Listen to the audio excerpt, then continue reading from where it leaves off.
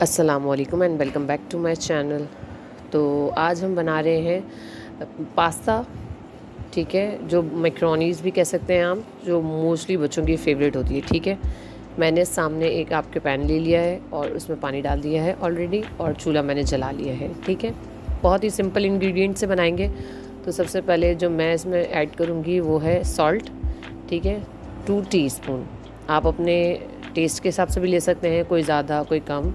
मैंने डाला है वो 2 टीस्पून डाला है। ठीक है, और इसी के साथ साथ मैं इसमें ऑयल भी शामिल करूँगी, वो भी 2 टीस्पून ही। क्योंकि ऑयल से ये होता है कि आपकी जो पास्ता मैक्रोनीज़ जो भी है वो स्टिकी स्टिकी नहीं होती। वो जब आप इसको पानी में डालते हो या पानी इसका निकालते हैं, और उसको जब पानी से कोल्ड वाटर में जब आप एक दफ़ा उसको निकालते हो, तो वो क्या होता है कि आपका पास्ता स्टिकी नहीं होता। ठीक है, अब हम इसको इतना बॉईल करेंगे पानी को, इसमें नीचे जब छोटे छोटे बबल्स आना शुरू हो जाएंगे तो हम इसमें अपना पास्ता जो है, जो हमने जो भी किसी भी शेप का, वो हम ऐड कर लेंगे। ठीक है, वो बच्चों के ऊपर मर्ज़ी में, बच्चों की मर्ज़ी होती है कि वो कोई सा भी ऐड लेना चाहें, कोई सा भी स्टाइल का, कोई सा भी, तो वो हम उसमें ऐड कर लेंगे। ठीक है, पास्ता को हम अब अच्छी तरह से बॉईल कर लेंगे, और जब पास्ता अच्छे तरीके से बॉईल हो जाएगा तो फिर हम इसको एक तरफ निकाल के और छान के रख लेंगे।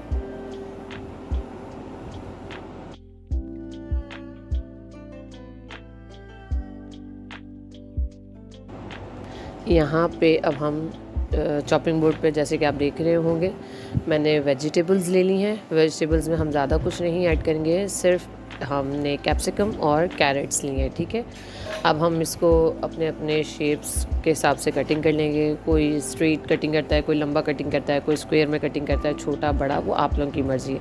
जिन बच्चों को वेजिटेबल्स बहुत ज़्यादा पसंद हैं, वो थोड़ा बड़े साइज़ में भी, मीडियम साइज़ से ज़्यादा थोड़ा बड़ा कटिंग कर सकते हैं।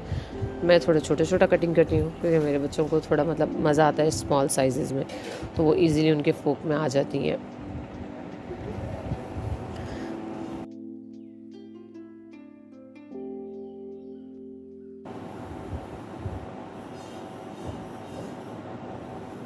कैप्सिकम हमने सारी कटिंग कर ली है अच्छे तरीके से। उसके बाद हम अब जो है कैरेट्स की तरफ आएंगे। सेम कैरेट्स के भी हम छोटे छोटे क्यूब्स में कटिंग कर लेंगे। ठीक है, तो जैसा कि ये आप लोग देख रहे हैं, मैंने कैप्सिकम और कैरेट्स दोनों कटिंग करके आपके सामने रख लिए हैं।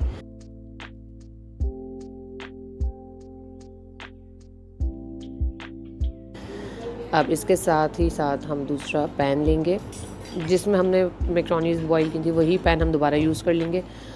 स्टोव मैंने ऑन कर लिया है। अब हम इसमें ऑयल शामिल कर लेंगे। अच्छा, पैन को थोड़ा सा हमने गर्म कर लिया था, और अब हम इसमें तकरीबन 3 to 4 टेबलस्पून ऑयल डाल लेंगे। और ये चिकन मैंने 250 ग्राम आप कह लें, क्यूब्स करके छोटे छोटे करके रख लिए थे, अब वो मैंने इसमें शामिल कर लिए हैं। अब हम इसको थोड़ा सा कुक करेंगे, ताकि ये जो अपना पानी छोड़ती है वो ख़त्म कर दें। और उसमें ही है साथ ही साथ हम जिंजर गार्लिक पेस्ट शामिल करेंगे 1 टीस्पून। ठीक है, अब हम इसको अच्छे तरीके से कुक करेंगे जब तक ये थोड़ा सा कलर चेंज कर लेगी अपना। जैसा कि आप लोग देख रहे हैं, कलर से अपना चेंज कर लिया है। तो और ऑलमोस्ट पानी भी इसका खुश्क हो गया है, ये ऑयल इसने छोड़ दिया है थोड़ा थोड़ा। और अब इसमें अपनी कैरेट शामिल करेंगे। कैरेट इसलिए हम पहले डालते हैं कैरेट्स, क्योंकि जो है ना, थोड़ा कुक होने में टाइम लेते हैं। ठीक है, तो इसीलिए मैंने पहले कैरेट्स डालें। कैप्सिकम मैं एंड में डालूंगी, मतलब थोड़ी देर बाद डालूंगी, क्योंकि ताकि वो अच्छे तरीके से कैरेट थोड़े से सॉफ्ट हो जाए। अब जो है मैं इसमें अपने स्पाइसेस शामिल करूँगी। सॉल्ट डाला है मैंने 1/2 टीस्पून। ठीक है, और इसके बाद मैं ऐड कर रही हूँ सोया सॉस। ठीक है, सोया सॉस ऑलमोस्ट आप 3 टेबलस्पून या 4 टेबलस्पून डाल सकते हैं। और ये जो है ना, अपने टेस्ट के हिसाब से भी आप लोग डाल सकते हैं। और ये मैंने डाला है चिली सॉस, ये भी तकरीबन 3 टेबलस्पून ही डाला है। और इसके साथ ही साथ जो है, मैं दूसरा चिली सॉस जो होता है, जो आपका पाउच वगैरह में भी आता है, मैं वो भी थोड़ा सा ऐड करने लगी हूँ। ठीक है, वो मैं इसलिए करती हूँ, ये थोड़ा सा थिक होता है, वो थोड़ा सा लिक्विडी में होता है, तो ये थोड़ा सा अच्छा फ्लेवर दे देता है। अब इनको अच्छी तरह से एक दफ़ा मिक्स करके, और अब इनको थोड़ा सा मैंने कवर अप कर दिया है, ताकि जो मेरी कैरेट्स हैं वो अच्छे तरीके से सॉफ़्ट हो जाएं। जैसा कि आप लोग देख रहे हैं, कैरेट ऑलमोस्ट मेरी जो है ना सॉफ़्ट हो चुकी है। ठीक है, फुल मैंने नहीं कुक की है, मतलब एक कनी जिसको कहते हैं जैसे हम चावलों में छोड़ते हैं, वो मैंने थोड़ा सा उतना छोड़ती हूँ कि जब वो कैप्सिकम डलती है तो वो फिर उसके साथ वो भी सॉफ़्ट हो जाएगा जो बाकी रह जाता है उसका। ठीक है, अब हम इसमें हमारी जो बची हुई कैप्सिकम है वो ऐड कर लेंगे। ठीक है, और अच्छे से इसको मिक्स करके और इसको भी हम अच्छे से मिक्स कर लेंगे, फिर इसको हम कवर अप करके रख देंगे।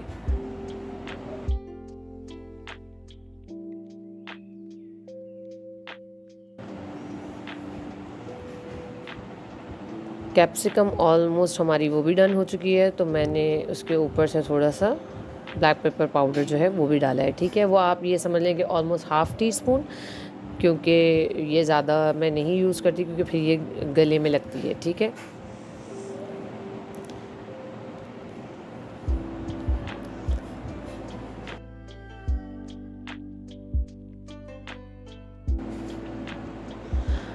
अब हम एक दफ़ा चेक कर लेंगे हमारी सारी वेजिटेबल्स जो हैं अच्छे से कुक हो गई हैं, और हमने ये जो बॉयल पास्ता रखा हुआ था एक साइड पे, वो अब हम इसमें ऐड कर देंगे। ठीक है, अब हम इसको अच्छे तरीके से मिक्स करेंगे ताकि सारे जितने भी स्पाइसेस जो भी सॉसेस वगैरह हैं वो इसमें मिक्स हो जाएं।